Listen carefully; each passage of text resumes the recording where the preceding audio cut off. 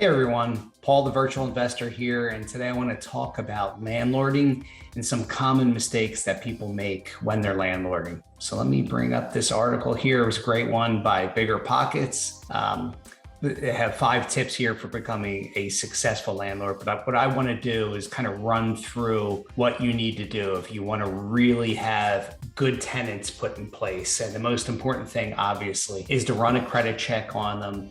Get their 2 months bank statements is what you're looking for. You're going to also want to get their employer information and contact the employer and make sure you know what their how long they've been with the company, where their standing is with the company, because generally they're going to give you, their HR is going to give you a pretty good idea of where they stand with the company and if they're in good shape and not at risk of being laid off or anything like that. Because I've actually called and talked to some HR companies and they've said, yeah, there's a risk that we could be laying off in the next few months. And that's a big red flag, obviously not somebody you want to rent to.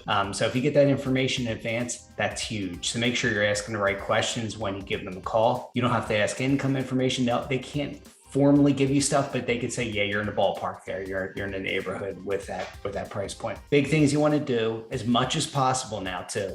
If you can meet them at their current place where they're living. And the reason you want to meet them at the current place they're living is because you want to find out how clean they keep the place. So if they're pigs, you're going to know that in advance. And if they're neatniks, you're going to know that in advance. And I've run into both in doing this, right? I've run into both where I've seen them as neatniks and they've actually lived as neatniks. Sometimes they can trick you, but it's not too often they do that. I've also seen people who are living like pigs that, you know what, I don't want to rent to these people. And you just kind of push them aside. And again, in this market, there's so many renters to choose from right now because there's such a shortage of rentals. You can kind of pick and choose what you want to do. So those are 2 important tips right there. And obviously you're going to look at the income as well.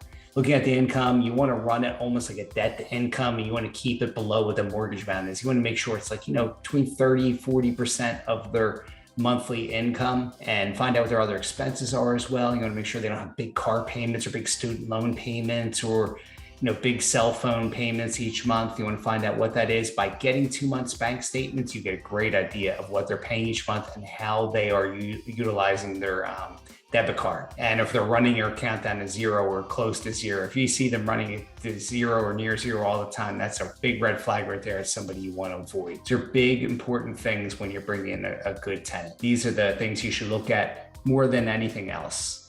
So those are my big tips here. I'm going to give you those. Great article again by Bigger Pockets. Feel free to look at that at your own leisure, and feel free to reach out to us if you have any questions. Thanks guys. Catch you in the next video.